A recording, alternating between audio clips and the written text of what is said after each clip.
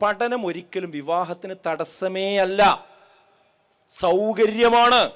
നിങ്ങൾ വിവാഹം കഴിച്ചാൽ എല്ലാ അർത്ഥത്തിലും നിങ്ങൾ സേഫായി.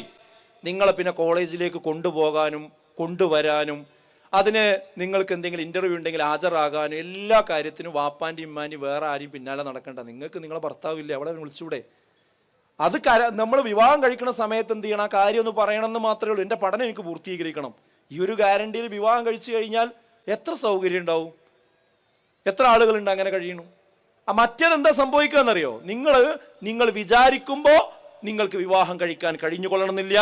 അപ്പോഴേക്കും നിങ്ങൾ പല അപകടത്തിലും പെട്ടിരിക്കും. യാ മാശറ ശബാബ് എന്ന് അല്ലാഹുവിന്റെ റസൂൽ വിളിച്ചുകൊണ്ട് പറഞ്ഞു, മൻ ഇസ്തതാഅ മിൻകുമുൽ ബാഅ് ഫൽയതസവ്വജ്. അതിന്റെ പക്വതയെത്തിയാൽ, പാകതയെത്തിയാൽ നിങ്ങൾ വിവാഹം കഴിക്കുവീൻ. എന്തിനാത്? ഫഇന്നഹു അഅ്ളു ലിൽ ബസർ വഅഹ്സനു ലിൽ ഫർജ്. നിങ്ങളുടെ കണ്ണിനെ താഴ്ത്താൻ, നിങ്ങളുടെ ഗുഹ്യാവയവങ്ങളെ സംരക്ഷിക്കാൻ